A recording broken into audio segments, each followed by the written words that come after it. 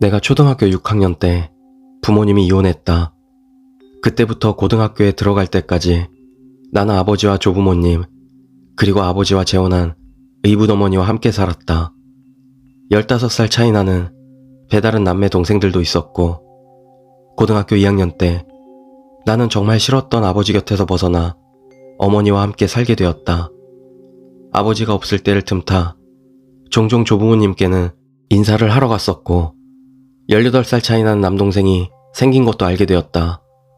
그러던 사이 할아버지는 치매에 걸렸다 세상을 떠나셨고, 이윽고 뒤를 잇듯 할머니도 치매에 걸리고 말았다. 그 후 10년 가까이 나는 아버지와 인연을 끊고 살았다. 그리고 몇 년 전 나 혼자 사는 아파트에 갑자기 의붓어머니가 찾아왔다. 솔직히 놀랐었다. 같은 도시에 살고 있으니 사는 곳을 찾으면 금방 찾겠지만 이제 와서 나한테 무슨 용무가 있는 걸까? 현관 앞에 서서 무슨 일인지 묻자 의붓어머니는 도와달라고 말했다. 돈 문제인가 싶었지만 아버지는 회사 사장이다. 나 따위에게 돈이 필요해 손을 벌릴 일은 없을 터다. 어쩔 수 없이 나는 의붓어머니를 방에 들여 이야기를 듣게 되었다. 의붓어머니는 나에게 미안하다고, 아버지 대신 사과하고 싶다고 말을 꺼냈다. 부모님이 이혼한 원인은 아버지의 바람 때문이었다. 상대는 재혼한 의붓어머니. 하지만 나는 딱히 의붓어머니를 원망한 적은 없었다. 할 말이 그것뿐이면 돌아가 주실래요? 더 듣고 싶지 않아서 나는 의붓어머니에게 그렇게 말했다. 그러자 의붓어머니는 울 것 같은 얼굴로 동생들을 좀 도와주렴 이라고 말했다. 의붓어머니의 말에 따르면 할머니가 돌아가신 후로 집에 조부모님 귀신이 나온다는 것이었다. 처음에는 한 달에 한 번 있을까 말까 한 정도라 무서워도 그러려니 하고 가만히 있었다고 한다. 하지만 세월이 흐를수록 귀신이 나타나는 횟수가 많아지더니 점차 조부모님의 형상마저 변하기 시작했다고 한다. 무표정했던 얼굴은 삐뚤어지고 평범했던 옷도 어느새 소복으로 변했다.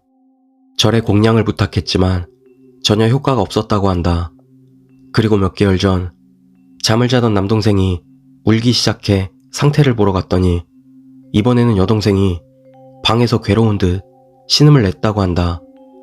당황해 방에 가보니 이게 사람인지 짐승인지 모를 정도로 변모한 그것이 여동생의 목을 조르고 있었다고 한다. 의붓어머니가 필사적으로 달려들자 그것은 사라졌다고 한다. 아버지에게도 이야기했지만 아버지는 귀신이 전혀 보이지 않아 헛소리로 치부했다 한다. 그 후 귀신은 여동생과 남동생이 자고 있을 때 근처에 나타나게 되었다고 한다. 그러던 와중 남동생의 낙서장을 아무 생각 없이 살피던 의붓어머니는 내 이름을 발견했다고 한다. 18살이나 차이가 날 뿐더러 내가 집을 나간 후 태어났으니 그 아이는 내 존재조차 모른다. 흔한 이름도 아니라 우연히 썼을 것 같진 않고 남동생이 갓난아기 일 때 집도 새로 이사했었으니 당최 알 방도가 없었다. 한밤중에 누가 계속 이 이름을 중얼거려. 너는 A가 아니야. A는 어디 있느냐고. 이대로는 아이들이 위험하다고 생각한 의붓어머니는 내 주소를 알아내 찾아온 것이었다. 나는 한 번만 집에 와달라고 울며 매달리는 의붓어머니의 부탁을 거절했다. 아버지와 대면하고 싶지 않았기 때문이었다.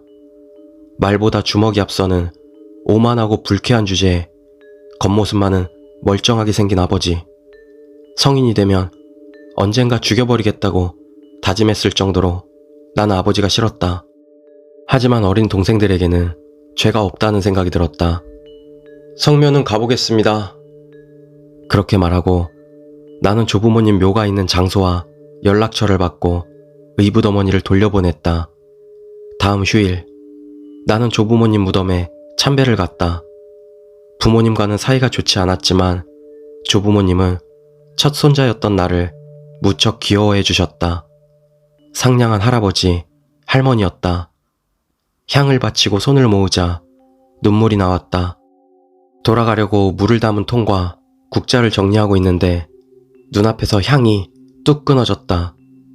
바람 때문이라 생각했지만 기분 나쁜 예감에 내 얼굴은 새파랗게 질렸다. 절에서 빌려온 물통을 가져다 주려 가자 스님이 어느 분 참배 오셨나요? 라고 말을 걸었다.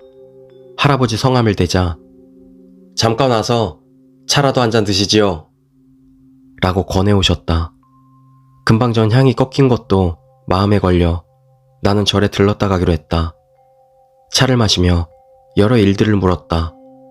의붓어머니가 여러 번 공양을 부탁했던 탓에 스님도 걱정하고 있었던 듯 했다.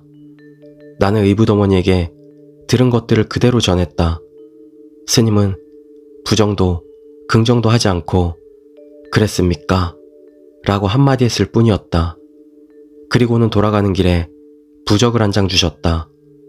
나는 의붓어머니에게 전화해 성묘하고 왔다는 걸 전했다. 그날 밤 꿈에 조부모님이 나왔다. 넉마가 된 소복을 입고 백발은 흐트러지고 눈은 핏발이 선 채 입이 쫙 찢어진 그 모습은 귀신 같다고 밖에는 표현할 길이 없다. 나는 어린아이가 되어 어딘가에 숨어있고 조부모님은 나를 찾고 있는 것 같았다. 그 사이 어디에선가 찾았다. 아니야. 죽어. 하는 낮은 목소리와 아이 울음소리가 들려왔다. 깨어나자 온몸은 땀에 젖어 한기가 감돌았고 몸은 떨림이 멈추질 않았다. 다음날 일을 쉬고 스님이 된 동창을 만나 모든 이야기를 털어놓았다. 그 친구는 잠자코 내 이야기를 듣고 이야기가 끝나자 무심한 듯 말했다. 조부모님은 나를 너무 아껴서 다시 만나지 못하는 상황에서 세상을 떠난 것이 한으로 남은 것 같다고. 그리고 그게 영혼이 된 후에도 이어져 점점 유감이 원망으로 바뀌어 미쳐간 것일 거라고. 나는 어떻게 해야 하는 걸까? 라고 물었다. 너는 괜찮아. 피는 이어져 있다지만 어머니 쪽 집안으로 들어갔을 때부터 외가 쪽 선조분들이 너를 지키고 있으니까. 하지만 이복 동생들은 나도 모르겠다. 내가 할 말을 잃자 그 녀석은 경을 읊어주겠다고 하고 가버렸다. 그 후 일 때문에 나는 이사했고 의붓어머니와도 다시 연락이 끊겼다.